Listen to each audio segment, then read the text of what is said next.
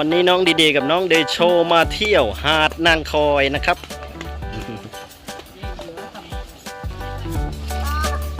อะไรครับ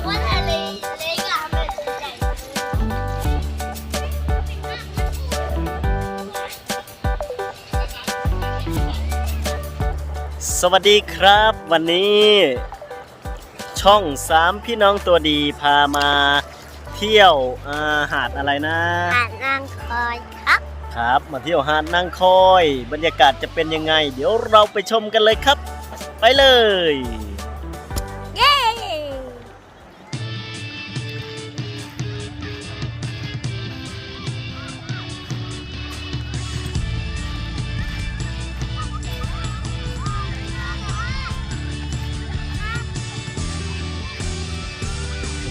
ไปเลยไปลงน้ำเลย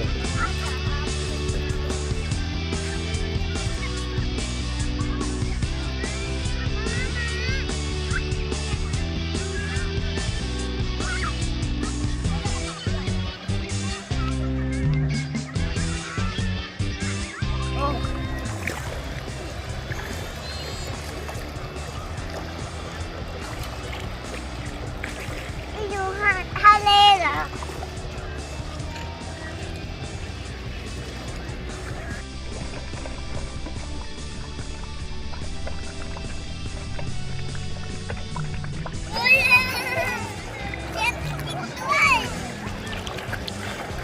วันนี้ดีๆมาเที่ยวหาดอะไรครับหาดนางคอยได้ห่วงยางมาคนละ1 อันนะน้องโชก็ได้ห่วงยางมาอุ้ยโชไหลไปแล้วไหนวะ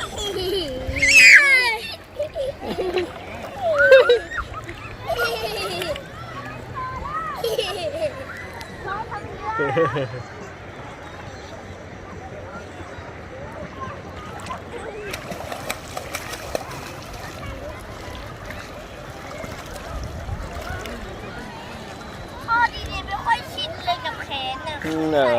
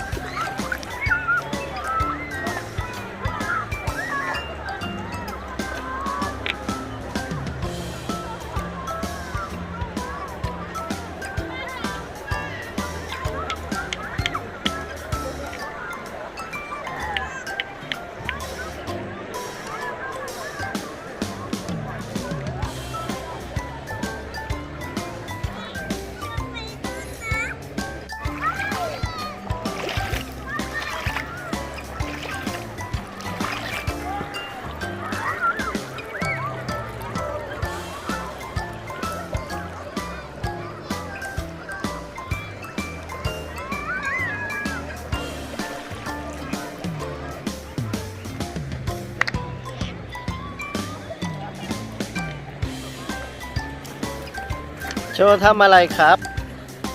สมบัติว้าวนี่คืออะไรครับสมบัติอะไรเนี่ยสมบัติเยอะเหรอสมบัติของโจเยอะเหรอฮะครับ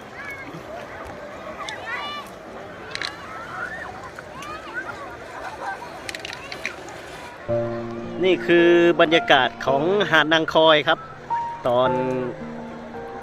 ใกล้ค่ำครับประมาณ5 โมงเย็นครับพระอาทิตย์กำลังตกพอดีครับนักท่องเที่ยวก็มาเที่ยวเล่นกันอย่างสนุกสนานเลยครับเนื่องจากแดดไม่ร้อนครับและแม่น้ำโขงครับใสเย็นมากครับที่มองเห็นฝั่งโน้นครับก็จะเป็นสาธารณรัฐประชาธิปไตยประชาชนลาวครับก็พี่น้องไทยลาวของเราครับอยู่ฝั่งไทยฝั่งลาวครับแล้วก็มีแม่น้ำโขงกั้นกลาง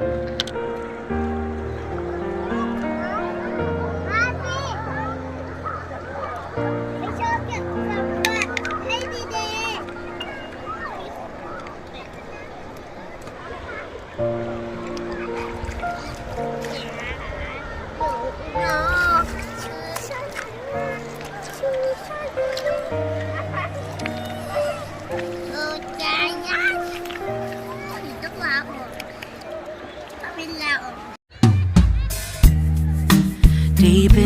shadows. I know it's hard to put one foot in front of the other. So far is the echo. When do we start? You couldn't discover. อย่าลืมกด subscribe กดติดตามให้ด้วยนะครับ I know you're scared. Take my hand together. จ๊ะเอวันนี้ดาวินมาเที่ยวนะครับ Find a way. Dare to fall to find out what's